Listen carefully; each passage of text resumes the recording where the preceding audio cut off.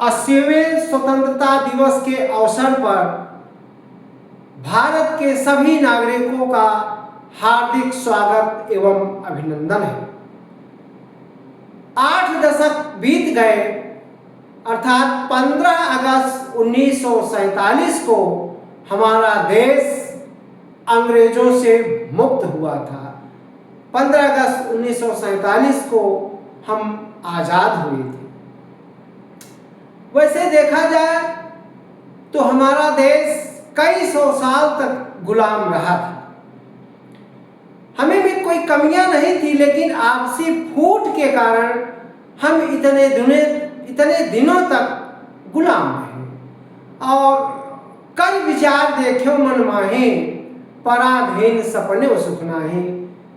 सारी चीजें आपके पास उपलब्ध हों, लेकिन अगर आपके पास लिबर्टी नहीं है, आपके पास स्वतंत्रता नहीं है, तो आप अपना आत्मिक विकास नहीं कर सकते हैं। और इसी क्रम में 1757 से 1857 तक 100 साल तक अंग्रेजों का जो शोषण था वो भारत को बखूबी लूटते रहे। जितना उनका हो सका उतनी अपने पूरे मनोयोग से भारत को लूटने में उनका बड़ा योगदान रहा है। लेकिन 1885 में जब कांग्रेस की स्थापना होती है मुंबई में गोकुल दास तेज पाठशाला में, और उसी समय कांग्रेस के जो उदारवादी विचारक थे दादा भाई नौरोजी, गोपाल कृष्ण गोखले, दिनसा वाचा, फिरोज शाह मेहता, और उसके बाद कांग्रेस 1885 से 1905 तक जो इसका कार्यकाल था वो भिक्षावृत्ति का कार्यकाल था। चूंकि जो नेता थे, जो लीडर थे, वो अंग्रेज गवर्नर जनरल के सामने जा करके एक अनुनय विनय के साथ अपनी बातों को रखते थे। इसीलिए फिरोज शाह मेहता ने कहा था कि कांग्रेस की आवाज पूरे देश की आवाज नहीं। 1907 में कांग्रेस के सूरत अधिवेशन में कांग्रेस दो भागों में बढ़ जाती है, उदारवादी दल और उग्रवादी दल। तो जो गरम दल था, जो उग्रवादी दल था, उसके नेता थे लाल बाल पाल,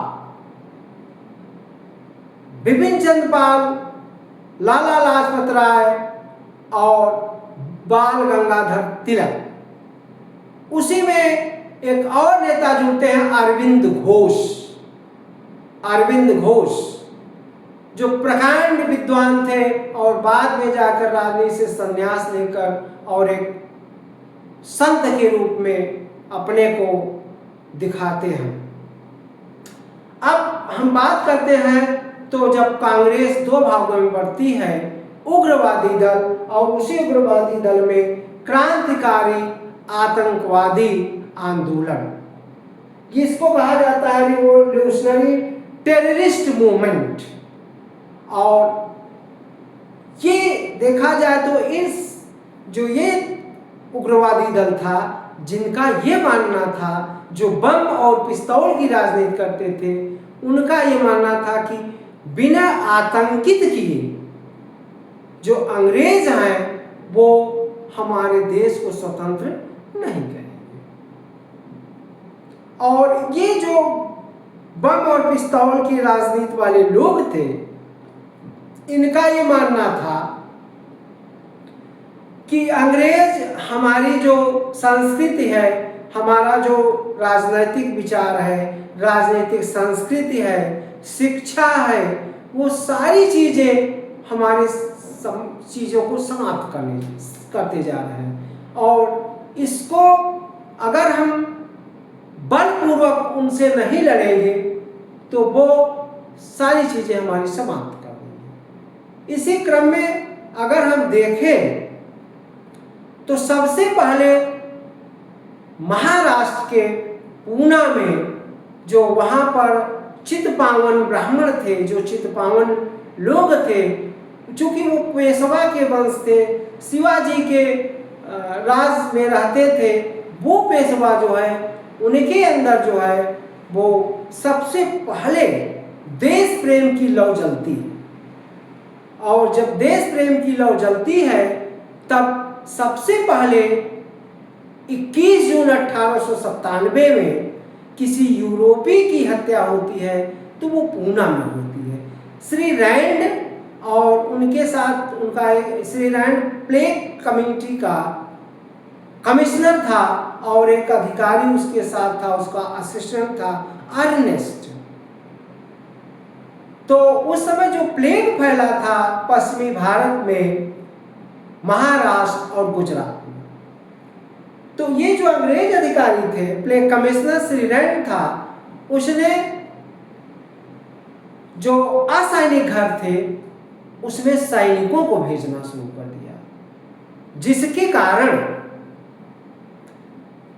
वहां की जनता क्रुद्ध हो जाती है और ये चापेकर बंधु दामोदर और बालकृष्ण, इन दोनों भाइयों ने श्री रैंड की हत्या कर दिया और उसी में जो है अर्नेस्ट जो उसका साथी अधिकारी था, दोनों की हत्या कर देते हैं।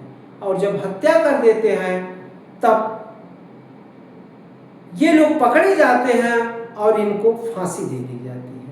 जब इनको फांसी दे दी जाती है तो बीजी तिलक जो मराठा और केसरी दो पेपर चलाते थे, मराठा इंग्लिश में था और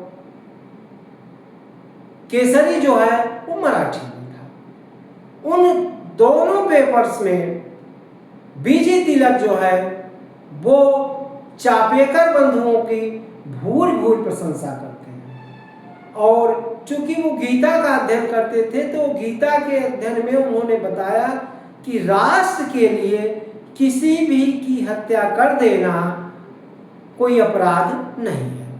ये बात जब अंग्रेजों को पता चली तो अंग्रेजों ने बीजी तिलक को 18 महीने की कड़ी सजा मांडले जेल में दे डाली। और फिर उसके बाद जो है इसी क्रम में अगर हम आगे बढ़ते हैं तो एक काठियावाड़ के श्याम जी कृष्ण वर्मा थे।